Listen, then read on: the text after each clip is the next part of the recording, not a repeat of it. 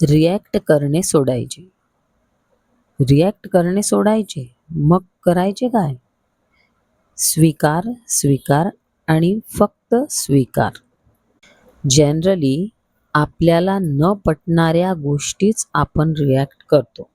मग आतापासून एक संकल्प करूया. रिॲक्ट करणे सोडूया. दिवसभरात अवतीभोवती ज्या घटना गोष्टी घडतात त्याचा फक्त स्वीकार करायचा. म्हणजे नेमकं कसं?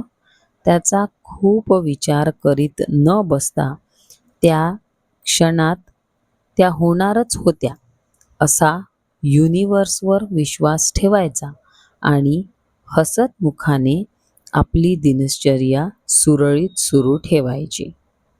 स्पिरिच्युअल पॅरेंट्स सत्संगमध्ये हेच सांगतात की दुःखी मन होऊ न देता प्रत्येक गोष्टीचा स्वीकार केला की आपल्याला जास्ती त्रास होत नाही आणि दिवसभर मन आनंदी राहते. शिवाय आपल्याला रागही येत नाही.